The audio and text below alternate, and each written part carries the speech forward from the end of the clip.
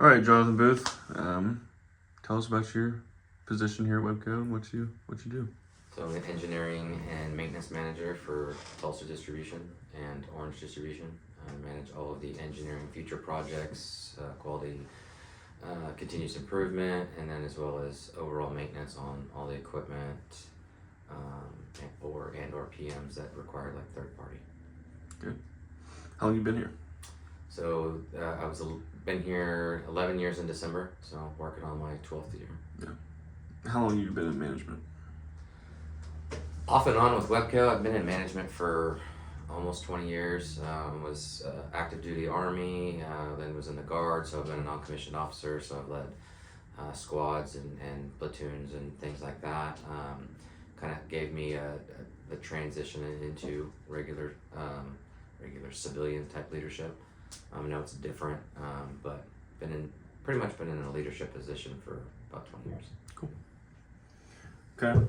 So, when looking at establishing a team, what do you value more, character or competency? Character. I would always pick character. You can teach pretty much everything, but you can't teach somebody the want to learn or integrity or just those fundamental doing the right thing type things. I could teach somebody a skill, or I could send somebody to learn a skill, and then how well they're motivated. Those are just things you can't teach. Right.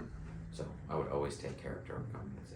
Do you ever see examples of the opposite and not work out, not paying out? Yeah, I've had some trusted teammates that usually you can find that pretty quickly, that they're just not the right fit for the team. And it's usually attendance based, excuses based, just shoddy work, or blaming others.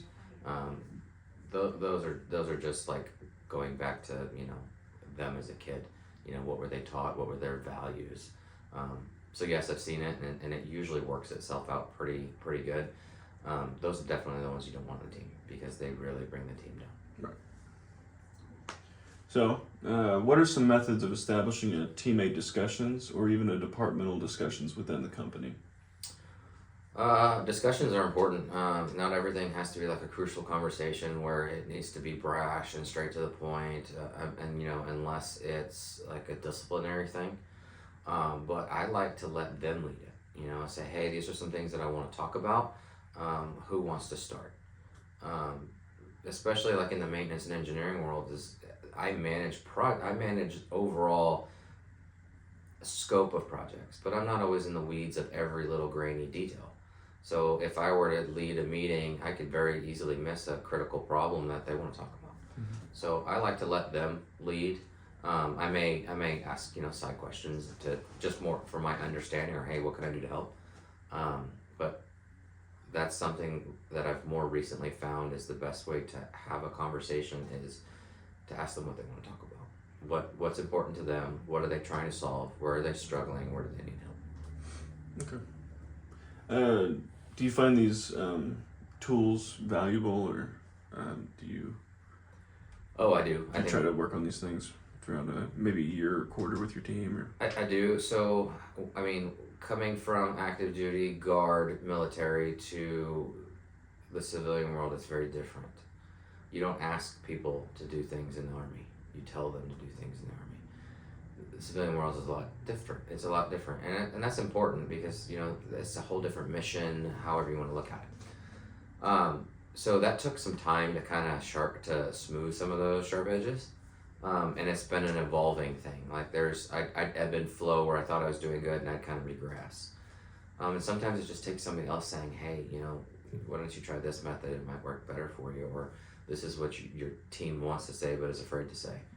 And once you kind of get past those little barriers where you're like, okay, I'm part of the problem, it resolves it. So it's a conscious effort to say, okay, I want to do this, and I don't want to go back to this. And then you frame those every talk, every conversation, every meeting, every eval.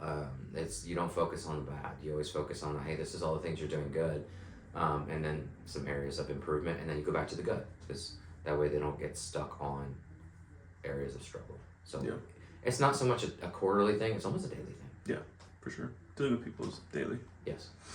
So, let's see. Where do you think you have built your leadership style? We'll start there. It's kind of a multi-part question. Where I've built Where do my you think you developed your leadership style? So, I mean, a lot of it goes back to the Army. I mean, that's the longest that I've had. I had 3 deployments. Everything was different in the Army way of getting you to lead soldiers. And there's the, respect the rank, but maybe not respect the person. It's easy for you to say, hey, take that hill, but if you're not willing to go and take the hill with them. Mm-hmm. So understanding that it's not just like me barking, it's hey, I'll do it with you. Yep. In a blue collar manufacturing type world, and I may have a polo on and khaki pants. Well, I keep work jeans and a t-shirt in my office. Yeah. I don't mind getting dirty. Sometimes when your teammates are struggling, the best way to do it to help them is to show them you're willing to do that. Yeah. So a little half and half. You have to be willing to do what you're asking them to do. Yep. So I think that's really kind of what's helped solidify my leadership style is my hands wash. I put my boots on the same way everybody else does. And that's really the way that you can get real buy-in from your team. Yeah, I agree. So, so when developing this, do you keep improving this as your career progresses? And what are some tactics there? Yes, you have to. Yeah. So it's very easy to get in that mindset of I'm this rung on the ladder, or I'm in this position, I'm above this.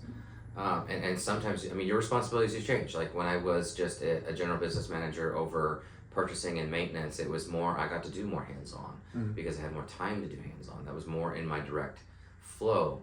And then when I was kind of moved into the engineering manager side, it's a lot more analytical. I have more meetings at corporate with critical leaders and vice presidents, so I have less time for the on the ground fight. But that doesn't mean you can't make time. Right. You still have to show that you're available and you're present, and just because I'm at a level doesn't mean that you're below me. It goes back to that I put my boots on the same way everybody else does.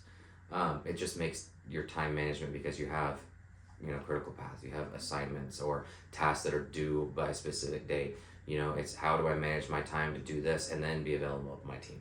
It may just be like hey, how's everybody doing? On a Monday, how's everybody's weekend? Or on a Friday, hey, how was everybody's week? Big plans for the weekend. Sometimes it's just like a touch base with your team to let you know that you think about them, they're still there, you got to hear their struggles, than it is maybe, putting tools on and getting dirty. Yep. Agreed. So, going from to the management position from a non-management position, you kind of noted that you have more time for the hands-on. So, what were some of the biggest failures or even wins when transitioning to that leadership management role?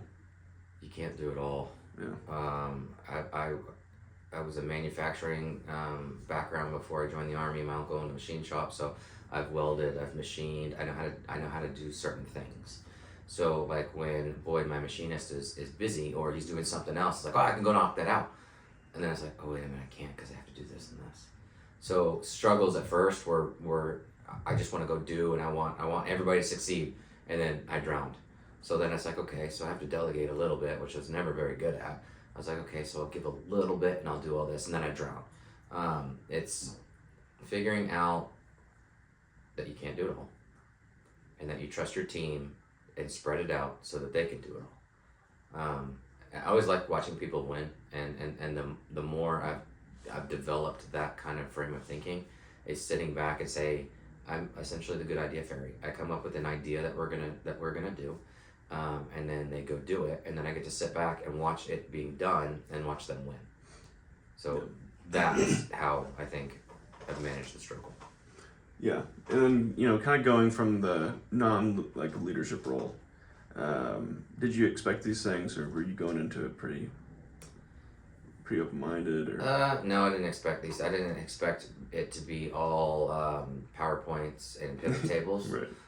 Or presentations for someone to present to the board of directors, or how the business side really works.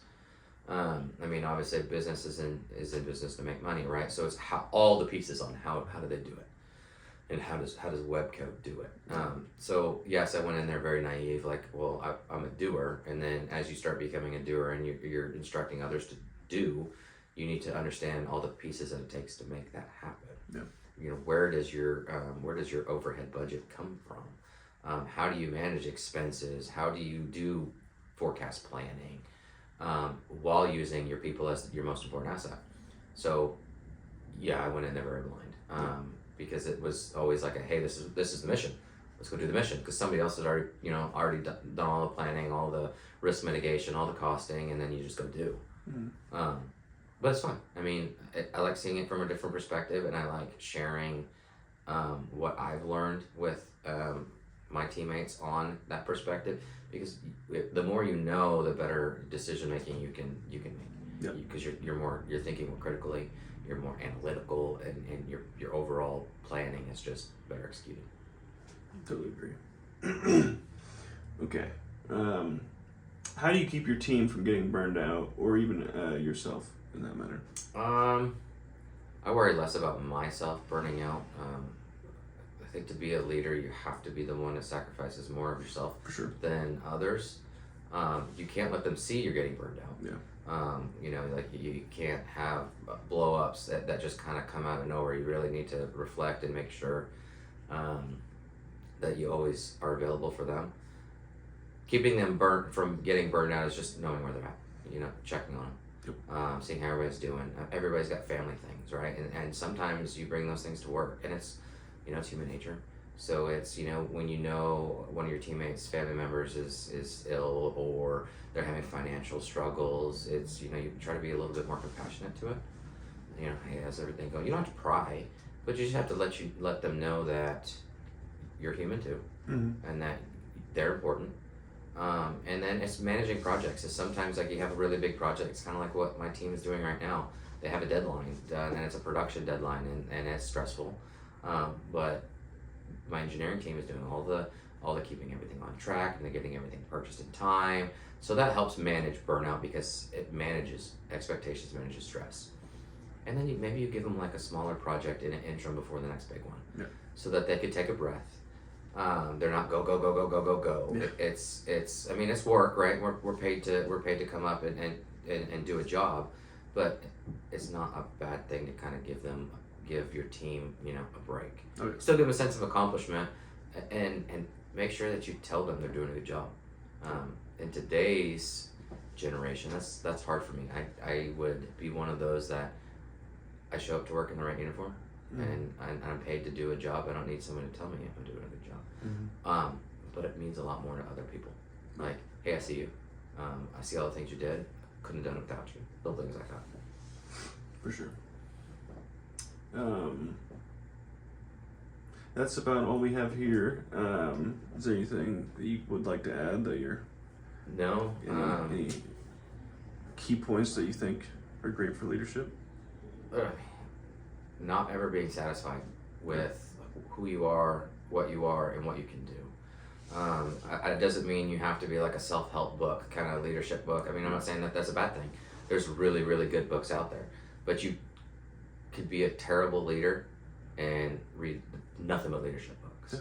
You have to understand people. You have to understand your team. You have to understand that every person on your team is different. They have different backgrounds. They have different upbringings. They have different hobbies. They have different driving factors. You have to understand how to talk to each one specifically, and just, you know, a lot of leaders nowadays don't know their spouse's name. Right. You know, but hey, how's your so and so, or how's your kids? Taking the time to know, like, even if you meet them only a few times, Mm-hmm. It lets you know that you do genuinely care, and you do genuinely want to know who they are. Yep. So, and never stop trying to be better. Awesome. Well, thank you. That's all we have.